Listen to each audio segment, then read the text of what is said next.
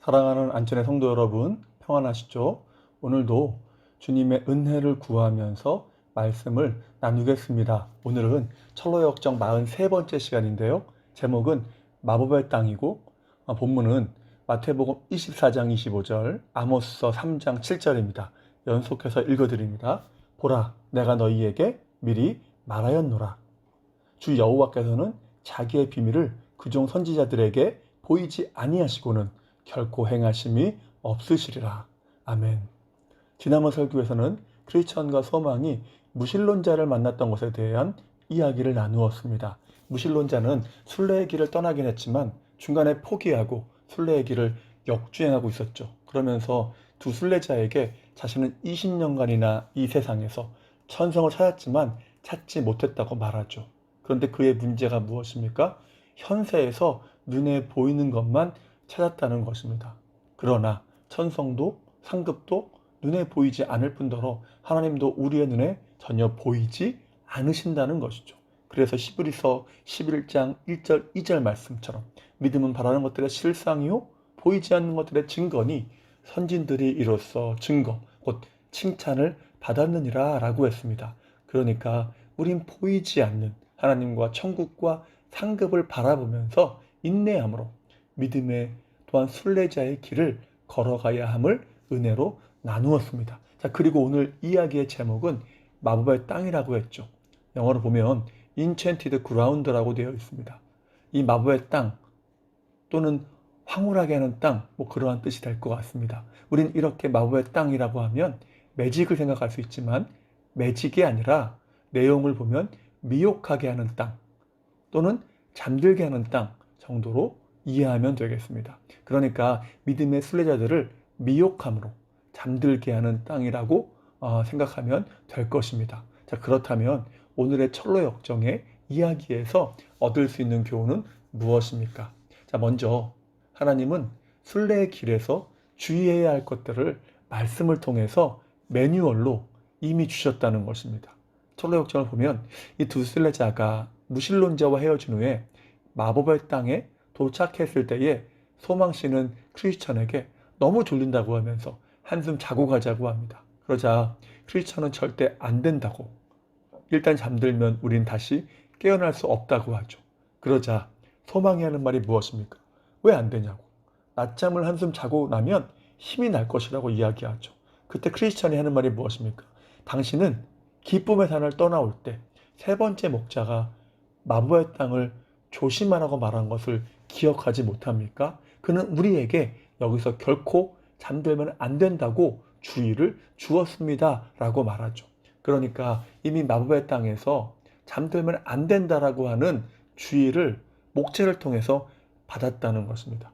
철로역정 전체를 보아도 크리스찬은 그냥 순례의 길을 가는 것이 아니라 전도자를 통해서, 해석자를 통해서, 기쁨의 산지의 목자들을 통해서 계속 주의하고 조심해야 할 것들에 대한 경고를 듣고서 순례의 길을 가고 있다는 것입니다. 그렇습니다. 하나님은 우리가 순례의 길에서 조심하고 주의해야 될 지침들을 말씀을 통해서 이미 주셨습니다. 그것을 붙잡고 조심하기만 하면 아무 문제가 없도록 상세하게 기록해서 주신 것입니다. 그래서 본문 마태복음 24장 25절에 뭐라고 합니까? 보라, 내가 너희에게 미리 말하였노라. 무슨 말입니까? 주님께서 말세의 징조에 대해서 말씀하시면서 앞으로 있을 일들과 조심해야 될 모든 것들을 미리 말씀해 주셨다는 것입니다.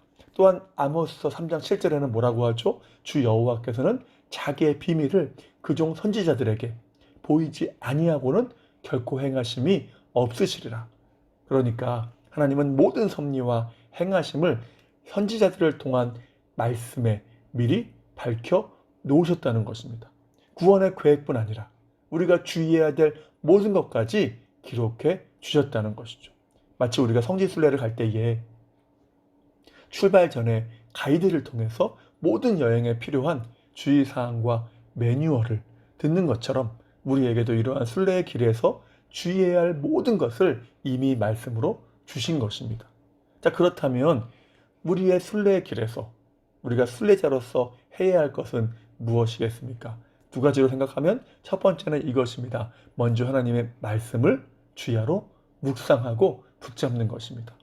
죄성으로 인해서 하나님의 말씀에 대한 본성적인 반감이 있는 것이 인간의 모습이라고 했습니다. 그렇기 때문에 성령의 도우심을 구하면서 더욱 날마다 말씀을 묵상하고 기억하며 또 순종하는 삶이어야 합니다. 이것 말고는 복된 삶으로 나아갈 방법이 없다는 것이죠.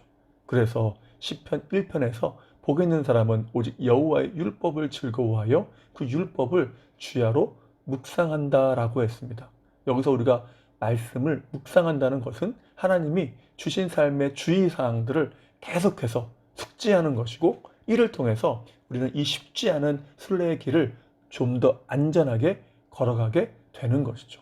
여러분, 야구장에 가면 관중석에 붙어있는 경고문이 있습니다.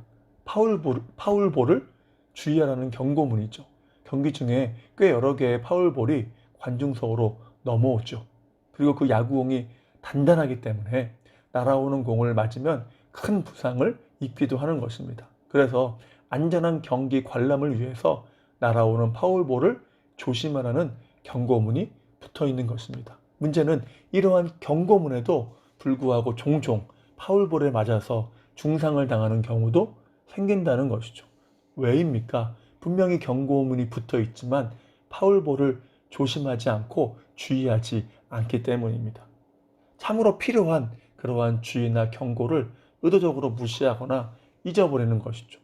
철로역정도 마찬가지입니다. 기쁨의 산에서 첫 번째 목자가 준 것이 길 안내도였습니다. 행복하고 안전한 길을 갈 수 있도록 주어진 것이죠. 그런데 그것을 보지 않습니다. 이로 인해서 아첨쟁이에게 속아서 그물에 갇히게 된 것을 우리가 지난번에 나누었습니다. 나중에 그를 구해준 사람이 왜 길 안내도를 보지 않았느냐고 하니까 하는 말이 무엇입니까? 깜빡 잊었다는 것이었습니다. 생각보다 허탈한 대답이죠. 자, 그런데 우리의 삶 또한 다르지 않다는 것입니다. 하나님은 순례의 길의 안전을 위해서 주신 말씀을 주야로 묵상하라고 하셨지만 우리는 깜빡 잊었다고 합니다. 바빠서 시간이 없어서 못 본다고 합니다. 귀찮다고 할 때도 있다는 것이죠. 그러면 어떤 결과가 빚어지는 것입니까? 두 순례자처럼 순례의 길에서 넘어지고 자빠지게 된다는 것입니다. 그렇게 이미 주의사항을 다 주셨음에도, 말씀을 통해서 다 주셨음에도 주의하지 않아서 그렇게 넘어지고 자빠진다는 것이죠. 자, 그렇다면 우리는 전혀 주님께 나중에 핑계하거나 별명할 수가 없다는 것입니다. 그래서 우리는 성령의 도우심을 구하는 가운데 말씀을 붙잡고 말씀에 주의하면서 살아가야 합니다. 그럴 때에 우리의 순례의 길이 안전하고 행복한 길이 되는 것이죠. 왜입니까? 우리가 주의해야 할 모든 것이 이 말씀에 기록되어 있기 때문입니다. 자, 우리가 순례자로서 해야 될 것, 두 번째는 무엇입니까? 우리의 영혼과 믿음을 하나님께 의탁하는 것입니다. 여러분, 인간이 얼마나 연약한 존재입니까? 누가 뭐래도 우리가 자랑할 것은 바울이 고백했듯이 주님의 십자가와 우리의 연약함 밖에 없는 것입니다. 그래서 철로역정을 보면 기쁨의 산에서 떠나올 때에 첫 번째 목자가 주면서 참고하라고 한 것이 길 안내도였다고 했습니다. 그리고 두 번째 목자가 한 말이 아첨쟁이를 조심하라는 것이었죠. 그럼에도 두 순례자는 길 안내도를 보지 않았고 아첨쟁이를 조심하지 않았습니다. 이 때문에 아첨쟁이에게 속아서 순례의 길을 벗어나고 함정에 빠지는 낭패를 보게 되죠. 나중에 빛나는 옷을 입은 자가 와서 구해주면서 왜 아첨쟁이를 조심하지 않고 길 안내도를 보지 않았느냐고 하면서 엄하게 책망을 합니다. 자, 그 정도라면 이제는 조심해야 되지 않겠습니까? 그럼에도 얼마 되지도 않았는데 이 소망은 이 마법의 땅에 도착해서 잠들지 말라는 주의를 잊어버리고 또 잠을 자려고 했던 것입니다. 이것이 바로 인간의 연약함의 실존이라는 것이죠. 자, 그래서 욥기서 4장 19절을 보면 인간의 이러한 연약함에 대해서 뭐라고 합니까? 하물며 흙집에 살며 티끌로 털을 삼고 하루살이 앞에서라도 무너질 자이겠느냐라고 하죠. 여기서 흙집이라고 하는 것은 그만큼 언제 무너질지 모르는 인간의 연약함을 잘 대변해 주는 것입니다. 칼빈은 인간이 이렇게 흙으로 지어진 것에 대해서 인간의 교만이 굴레 씌워졌다고 합니다. 굴레 씌워졌다. 인간은 끊임없이 교만하려고 하지만 그 인간은 흙으로 지어졌고 또한 흙으로 돌아가는 존재임을 잊지 말라는 것이죠. 주님의 은혜가 없이는 아무것도 아니라는 것입니다. 그래서 우리가 철로역정 초반부에 봤지만 해석자의 집에서 주인공 크리스천이 어떤 방에 들어갔을 때에 벽난로에서 신자의 믿음의 불이 타오르고 있는데 마귀는 그 불을 끄려고 계속 물을 붓죠. 그런데 그 불이 꺼집니까? 전혀 꺼지지 않습니다. 오히려 활활 타오르죠. 왜입니까? 벽 뒤로 돌아가 보니까 주님께서 믿음의 기름을 계속해서 붓고 계셨던 것입니다. 그렇습니다. 우리가 믿음을 잃지 않고 순례의 길을 계속 갈 수 있는 유일한 이유는 우리가 잘나서가 아닙니다. 능력이 있어서가 아니죠. 오직 주님께서 붙잡고 계시고 믿음의 기름을 계속 붓고 계시기 때문입니다. 은혜를 주시기 때문이죠. 믿으십니까? 그래서 우리가 열정으로 충성하고 봉사해야 하지만 내가 아무리 충성하고 헌신한다 할지라도 내 공로는 0%이고 주님의 은혜가 100%인 이유가 여기에 있는 것입니다. 자, 그래서 우리에게 필요한 것이 바로 자기 부인입니다. 자기 부인이 없이는 신앙생활 자체가 불가능하다는 것이죠. 이러한 자기 부인은 우리가 생각하는 것처럼 스스로를 우울하게 만들고 침울하게 하는 것이 아니라 사실은 주님의 은혜를 깊이 경험하는 자리가 되는 것입니다. 때문에 우리가 해야 될 것이 바로 나를 부인하고 곧 나의 연약함을 인정하고 주님께 우리의 영혼과 믿음을 온전히 맡기는 것입니다. 자, 그래서 베드로전서 4장 19절을 보면 이렇게 말씀하죠. 그러므로 하나님의 뜻대로 고난을 받는 자들은 또한 선을 행하는 가운데에 그 영혼을 미쁘신 창조주께 의탁할지어다 라고 합니다. 참으로 믿음직스러운 주님께 우리가 그 믿음과 영혼을 맡길 때에 우리는 말씀이 보이기 시작하고 그리고 그 말씀에 주의하며 순례의 길을 걸어갈 때에 넘어지지 않고 끝까지 완주하는 복된 여정이 된다는 것입니다. 자, 이제 말씀을 마무리하겠습니다. 하나님께서 우리에게 은혜를 주시는 방편 중 하나가 바로 말씀입니다.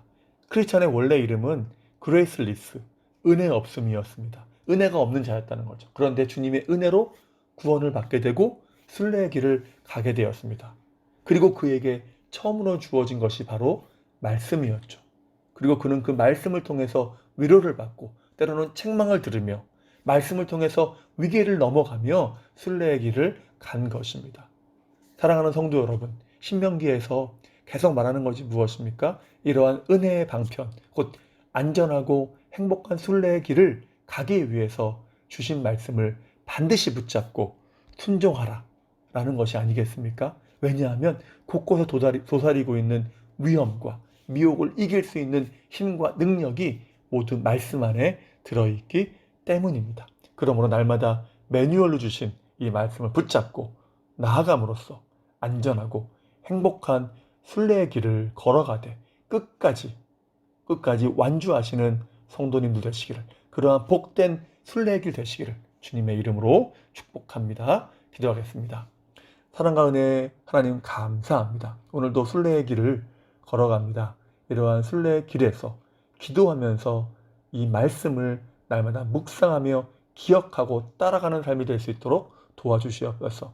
이 매뉴얼로 주신 말씀 안에 우리가 조심하고 주의해야 할 모든 것들이 기록되어 있지 않겠습니까? 그리고 이 말씀만 온전히 붙잡고 따라가면 가장 안전하고 행복한 신앙의 여정이 되는 줄 믿사오니 온전히 우리의 믿음을 주님께 의탁하는 가운데 주의 말씀에 또한 주의하며 순종함으로 정말로 우리의 모든 그러한 순례의 길이 안전한 가운데 넘어지지 않고 완주하는 그러한 순례의 길 되도록 붙잡아 주시옵소서. 비록 세상은 너무나 어수선하고 불안하지만 주님께서 우리 모든 성도의 삶을 지켜주시고 평안에서 평안으로 인도하시며 또한 필요한 모든 것으로 채워 주시옵소서. 다시 한번 주님의 은혜를 간구하오며 예수님의 이름으로 기도하옵나이다. 아멘.